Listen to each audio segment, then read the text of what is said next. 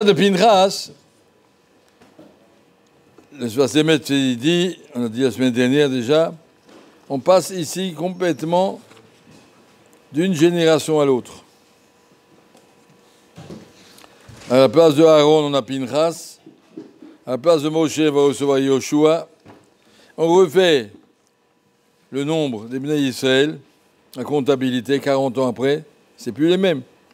C'est plus du tout la même génération. Changement de génération.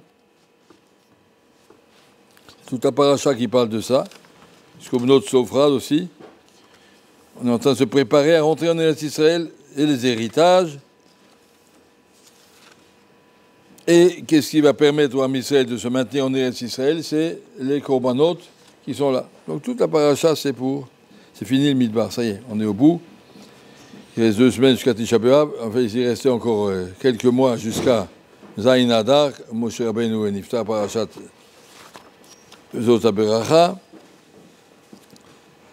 On est presque au bout. Rumash Dvarim, il commence le premier Shvat, Bechad.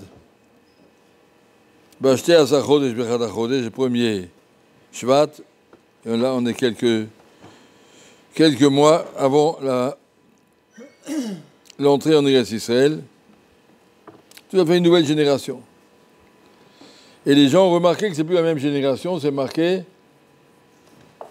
Pnei Moshe, qui Pnei Chama, Pnei Yoshua, Pnei Levana. Moshe, il était brillant comme un soleil. Yoshua, c'était comme la lune. Différent de la lune et le soleil, c'est que le soleil, il a une lumière personnelle, alors que la lune, elle n'a que le reflet du soleil. Pnei Moshe Chama, Pnei Yoshua Kalvana, dit Rashi. Tatameho de Cham, Moshe Rabbeinu n'a pas pu donner tout à Yoshua. Le soleil ne peut pas donner toute sa lumière à la lune. La lune, c'est toujours moins forte que le soleil. Ce qu'on appelle Yeridat Hadorot. La Torah nous apprend Yeridat Hadorot. Les générations se suivent et on s'éloigne de plus en plus de l'origine. Moshe Kibel Torah Misinaim, ça, Yoshua. Yoshua, chaque dor s'écarte encore un peu plus. S'éloigne encore un peu plus. Comme il dit Rabbi Shimon Bar Yochai, en arash en basafek.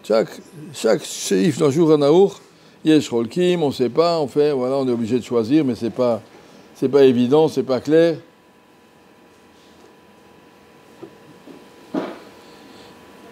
Voilà la situation. Le dor de Moshe Rabbeinu, c'était un dor de Nissim, Glouim, Kadosh Baruch Hu, il faisait la guerre, Hachem yilachem lachem, Atem tacharishun, Hachem fera la guerre, vous restez assis, taisez-vous. Et maintenant, c'est un dor où ils ont chayav de ishtadlut, allez faire votre guerre vous-même. Nouvelle anaga d'Akadosh Baruch Hu, pour un dor qui est plus bas que le jour précédent. Chaque dor descend. On est plus loin encore du Hémet que ce qu'ils ont reçu en Mitzrayim. Un peu plus flou. Chaque génération encore un peu plus flou. Comme ça, c'est marqué. Yeridat Hadorot. Il y a un passouk dans la paracha très curieux. Le Korban de Rosh Chodesh. Uvrachem Chodshechem. À la fin, c'est marqué aussi Rizim Echad le Chatat l'Hachem. Apporter aussi un bouc comme Korban de Chatat pour Hachem. Omer Rashi Mazer Chatat l'Hachem. Amar HaKadosh Baruch Hu, Haviu kapara alay al sheimiateti et hayareach. Kadosh Baruch Hu dit, je vous demande d'apporter un korban, Chatat l'Hachem, que V'yachol, entre beaucoup de guillemets, on ne comprend pas, que Kadosh Baruch Hu dit, excusez-moi que j'ai dû limiter la lune. On sait qu'au Chumash Bereshit, c'est marqué, Shnei Amerot Agdolim, Kadosh Baruch Hu a créé les 2 grands luminaires. Et après, c'est marqué Tamao Agadol et Tamao Akatan, le grand et le petit. D'abord, il y avait 2 grands.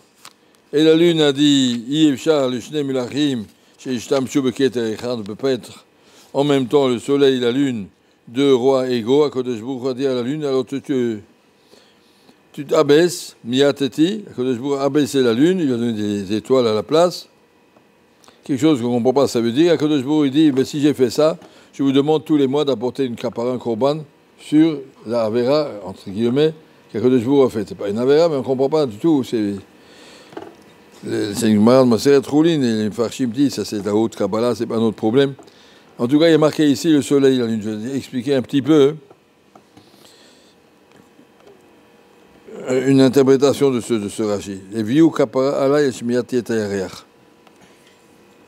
A priori, l'homme a été mis dans un monde où il a le choix. Tu voles ou tu voles pas. Tu tues ou tu tues pas. Tu étudies ou tu dors. Chaque chose, que je me laisse choisir. Tu manges cachère, tu manges pas cachère. Chaque chose. L'homme, il est Baal Bechira. Je l'a mis dans un monde, comme il a vu avec Adam Arishon. Il a donné une mitzvah, voilà, ça tu manges, ça tu manges pas. Il a voulu faire, c'est son choix. Akadosh Baruch Hu a créé un Korach qui s'appelle Yetzer Hara, qui veut pousser l'homme à la Avera, un Korach qui s'appelle Yetzer Hatov, qui veut pousser l'homme à faire des mitzvot. Il y a à l'intérieur de l'homme deux possibilités, et l'homme est lui qui doit choisir laquelle il veut prendre, comment il va décider, etc. A priori, c'était Shnei Merot Akdolim. Le Jbour a créé deux Kochot immenses qui s'appellent Yetzer Hatov et Yetzer Hara. Le Emet et le Sheker. Le Sheker a beaucoup d'armes, et le Emet a beaucoup d'armes. Celui qui travaille Shabbat va gagner beaucoup d'argent. Ça, c'est les armes du Sheker. Tu ouvres ton magasin Shabbat, tu vas voir, c'est le meilleur jour de la semaine. Donc le Sheker, il a des armes. À l'autre côté, le Emet, il a des autres armes. C'est quoi? Regarde ce qu'a marqué la Torah, Mechalea Mot Yumat. Regarde la Chashivut du Shabbat, comme c'est tellement important, on ne peut pas contourner un Shabbat. Il veut perdre un peu d'argent, l'homme, il est un petit peu entre les deux. Si, a priori, les deux étaient égaux, il y a dans ce monde autant de raisons de faire des mitzvot que de faire des avérotes. C'est évident que tout le monde irait faire les mitzvot. Parce que les avérotes, ça sert pour 80 ans, et les mitzvot, ça sert pour l'éternité. Si j'ai autant de raisons, eh bien, maintenant qu'on ne va pas choisir de voler. Si j'ai de l'argent en poche, je ne vais pas aller au super et voler, me faire attraper par la police, je ne sais pas quoi. Ouais, je passe à la caisse, c'est tout, j'ai de l'argent. Si c'est aussi facile de faire les mitzvot, de faire des avérotes, et aussi clair l'un que l'autre, il n'y a plus de Nisayon. Quand je vous ai dit, excusez-moi, je suis obligé de vous mettre en Nisayon. Comme quelqu'un qui fait, il écrit les questions pour le bac, c'est celui qui écrit les épreuves. Après, il va dire aux élèves, excusez-moi si je vous ai mis des croche-pieds, mais c'est mon métier. J'ai mis des trucs qui peuvent vous faire croire que, etc., que les élèves se trompent. Pourquoi j'ai fait ça? Pour que le bac ait une valeur. Si c'est trop facile, ça ne sert plus à rien. Je suis obligé de faire des croche-pieds. Obligé de faire des trucs qui peuvent induire en erreur. Il y a que de Jbour a dit la même chose. Tu es obligé, miateti et tayarer. J'ai dit que le côté du yarer, qui est le côté du Olam Haba, et pas le côté du Olam Hazé, il y a Shemesh, c'est les Umota Olam, et yarer, c'est l'armée Israël. Si les deux étaient tout aussi brillants l'un que l'autre, pourquoi on aurait de Safek? Donc il faut faire que le Olam Hazé est très brillant. Les gens qui veulent sortir dans le Olam Hazé, ils voient une carrière, on peut faire beaucoup d'argent, on peut devenir célèbre, on peut être dans les journaux. Et d'un autre côté, tu peux te mettre enfermé dans une yeshiva et personne ne saura que tu existes. Et tu vis ta vie dans ton coin et puis tu fais tes mitzvot, personne ne saura. Le contraire, il n'y a pas toute la lumière qu'il y a dans l'autre côté.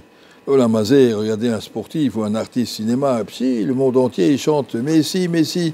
Oui. Alors que pour le Mashiach, il ne chante pas comme ça, même s'il appelle aussi Messi. Mais ça intéresse moins. Le Olam Hazé est très brillant, ça c'est le Shemesh. Et le Olam Haba, le Olam Haemet, le Olam HaTorah, il est moins célèbre. On ne peut pas te promettre une carrière quand tu seras un grand rab. Plus nos rabbanim sont grands, plus ils sont petits. Chazon Ish était plus fort que Ben Gurion, il arrivait à l'obliger ce qu'il voulait. De l'autre côté, Ben Gurion est un homme célèbre à travers le monde. Et le Chazon Ish était un petit monsieur à Bnei Brak dans sa maison. Il n'a jamais dirigé le monde. Il a dirigé, mais pas derrière. Ça veut dire la brillance du soleil que le Jbour l'a enlevé. Pour qu'il y ait un Nisayon, pour que ça corresponde à quelque chose, il faut que le Sheker soit beaucoup plus intéressant que le Emet. Si les gâteaux cachers sont le même goût et le même prix que les gâteaux pas cachers, pourquoi je ne prends pas cachers?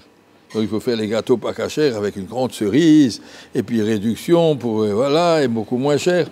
Alors tu passes, tu te dis, ah mince, il y a du lait non surveillé, bon, on commence à hésiter. Mais s'il y a la même chose de côté, il n'y a plus de safek. Donc de Jbour était obligé, pour que le monde ait un tam, un sens d'exister, pour que le Nisayon existe, miati et tayarer. j'ai été obligé de diminuer le côté du Hémet, qui soit moins brillant, et qu'il faut rechercher et creuser pour arriver, comme passer de Moshe à Yoshua. Moshe, c'était brillant, il avait reçu la Torah, il était monté au Har Sinaï, il avait reçu toute la Torah dans ses mains. Mais maintenant, il y a une autre génération, la génération de Yoshua, qui est beaucoup moins brillant. Il faut rester, il faut garder, il faut continuer. Et ça, c'est le roman qu'on doit apporter au Shedi, à Kadosh Baruch Hu.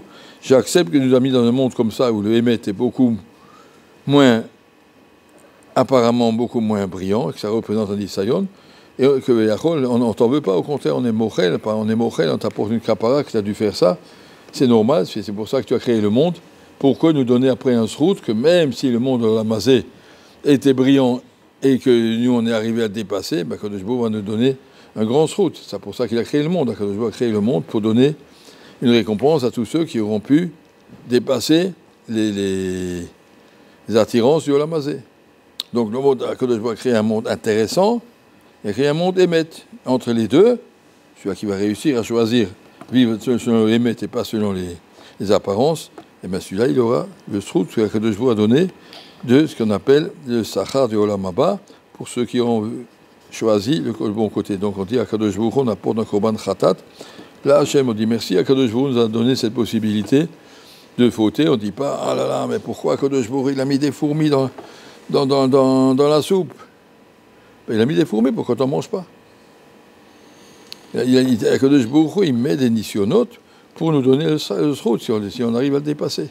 Et ça, il ne faut pas en vouloir pourquoi c'est un nisayon. Au contraire, le nisayon, c'est ça qui nous fait grandir. Chaque fois, dans la vie, on a des nisyonotes, il y a toutes sortes à tous les niveaux. Et ces nisyonotes-là, c'est voulu par Kadosh Baruch Hu pour qu'on arrive là où on doit arriver.